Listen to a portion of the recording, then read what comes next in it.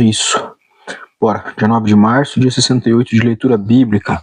Hoje nós vamos ler Números, do 11 ao 13, Marcos, continuar do capítulo 14, Salmo 52 e começamos hoje Provérbios 11. Vamos a isso. Moisés saiu ao encontro e contou ao povo as palavras do Senhor. Ele reuniu 70 homens dos anciãos do povo e o pôs ao redor da tenda.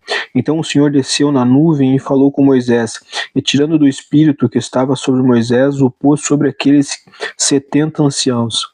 Quando o espírito repousou sobre eles, profetizaram, mas isso nunca mais se repetiu.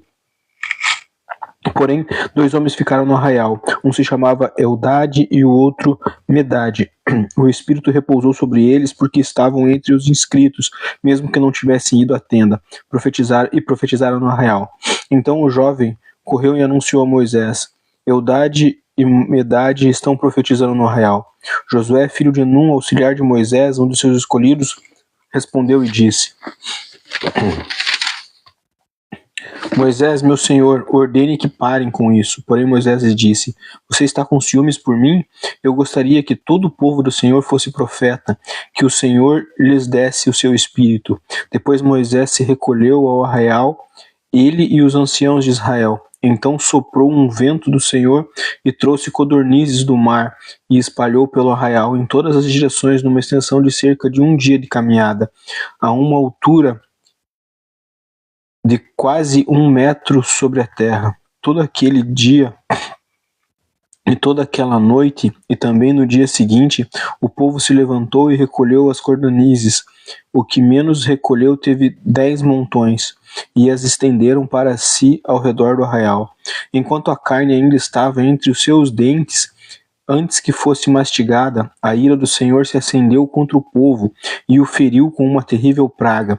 Por isso aquele lugar foi chamado de Quibrote Atavá, porque ali foi sepultado o povo que teve o desejo das comidas dos egípcios. De Quibrote Atavá, o povo partiu para Ezerote e ali ficou. Miriam e Arão falaram contra Moisés por causa da mulher cuxita que havia este tomado, pois ele tinha tomado uma mulher cuxita, e disseram: Será que o Senhor falou somente por meio de Moisés? Será que não falou também por meio de nós? E o Senhor ouviu o que eles disseram. Moisés era um homem muito manso, mais do que qualquer outro sobre a terra. Imediatamente o Senhor disse a Moisés, a Arão e a Miriam: Vocês 3 dirijam-se à tenda do encontro. E os 3 foram até lá. Então o Senhor desceu na coluna de nuvem e se pôs à porta da tenda. Depois chamou Arão e Miriam e eles se apresentaram. Então o Senhor disse: Ouçam agora minhas palavras.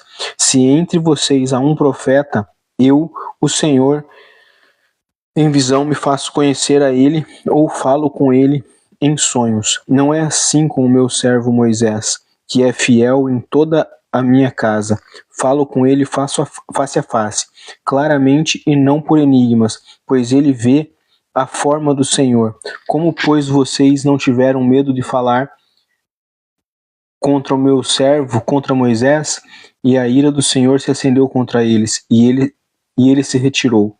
Quando a nuvem se afastou de sobre a tenda, eis que Miriam estava leprosa, branca como a neve. Arão olhou para Miriam, e eis que ela estava coberta de lepra. E Arão disse a Moisés: meu Senhor, não ponha sobre nós esse pecado, porque agimos de forma tola e pecamos. Não permita que Miriam seja como um aborto que, saindo do ventre de sua mãe, tenha metade de sua carne já consumida. Moisés clamou ao Senhor, dizendo: Ó Deus, peço-te que cures. E o Senhor respondeu a Moisés: Se o pai de Miriam tivesse cuspido no rosto dela, não seria envergonhada por 7 dias, que ela seja encerrada 7 dias fora do arraial, e depois trazida de volta. Assim Miriam foi detida fora do arraial durante 7 dias, e o povo não partiu enquanto Miriam não foi trazida de volta. Porém, depois que o povo partiu de Ezerote e acampou no deserto de Perã, o Senhor disse a Moisés: Envie alguns homens que espiem a terra de Canaã, que eu vou dar-lhes os filhos de Israel. envie o homem de cada tribo de seus pais, sendo cada qual chefe entre eles. Moisés enviou do deserto de Parã, segundo o mandado do Senhor. Todos aqueles homens eram chefes dos filhos de Israel. São esses os seus nomes: da tribo de Ruben, Samua, filho de Zacur; da tribo de Simeão, Safate, filho de Ori; da tribo de Judá, Caleb, filho de Jefoné; e da tribo de Iscar,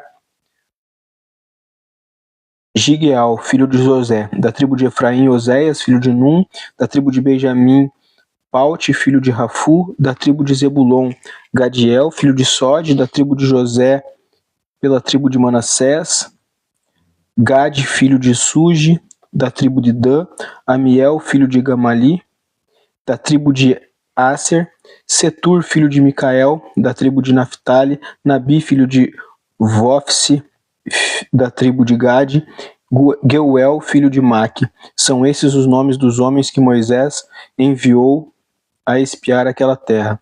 E a Oséias, filho de Num, Moisés deu o nome de Josué. Moisés os enviou a espiar a terra de Canaã e lhes disse: subam pelo Neguebe e entrem na região montanhosa. Vejam a terra como ela é, e o povo que nela habita, se é forte ou fraco, se são poucos ou muitos. Veja também como é a terra que esse povo habita, se é boa ou má, e como são as cidades que ele habita, se são arraiais ou fortalezas. Também como é o solo, se é fértil ou estéril, se nele há matas ou não. Tenham coragem e tragam os frutos da terra. Aqueles dias eram dias de primícias das uvas. Assim foram e espiaram a terra desde o deserto de Zin até Reob, a entrada de Ramate. E subiram pelo Neguebe e foram até Hebron. Ali viviam Aimã, Sesai, Talmai, filhos de Anoque. Hebron foi edificada 7 anos antes de Zoã, no Egito. Depois foram até o vale de Escol. Ali cortaram um ramo da videira com um cacho de uvas, o qual foi trazido por 2 homens numa vara. Trouxeram também romãs e figos, e este lugar foi chamado de Vale do Escol, por causa do cacho de uvas e dos que os filhos de Israel cortaram ali. Depois de 40 dias voltaram de espiar a terra. Vieram a Moisés, a Arão e a toda a congregação dos filhos de Israel em Cádiz, no deserto de Parã.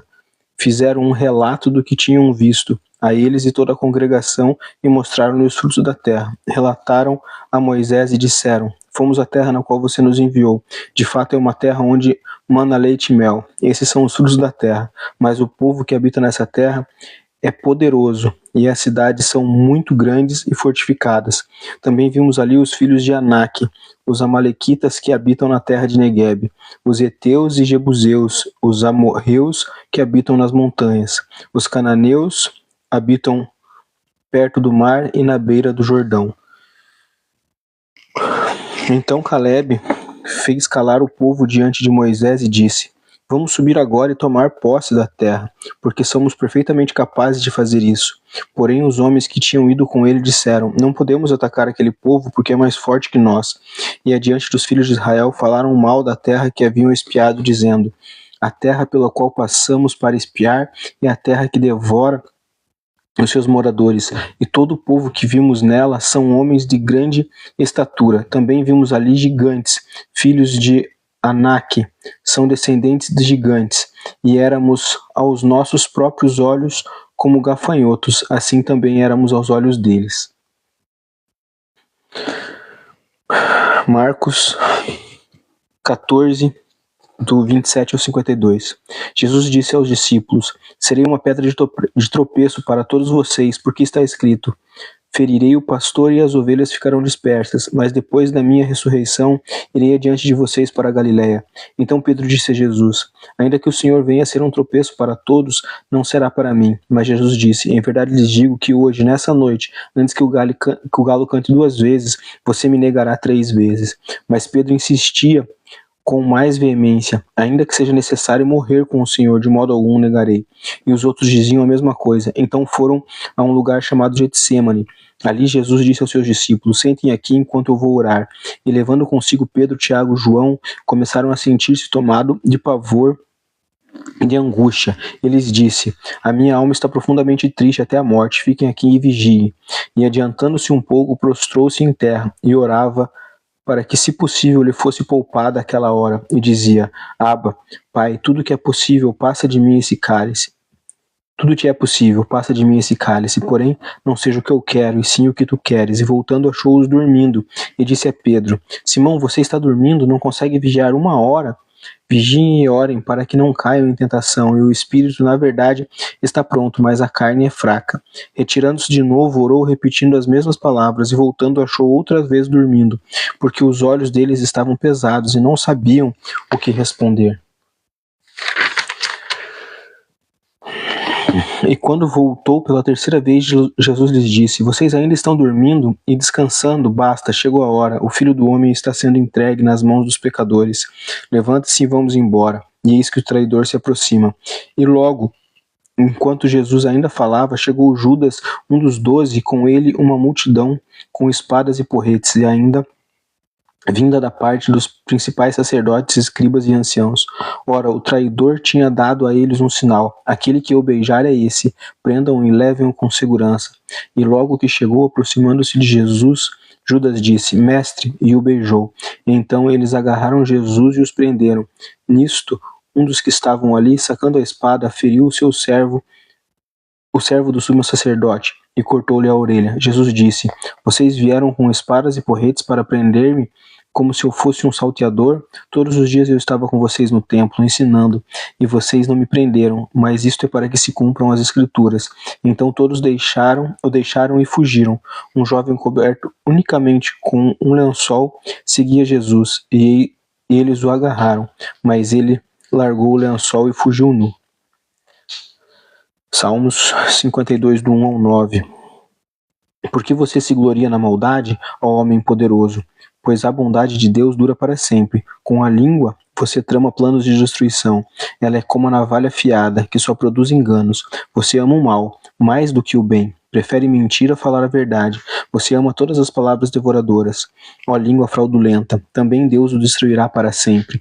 Ele o pegará e arrancará da tenda em que você habita, e o extirpará de todos da terra dos viventes.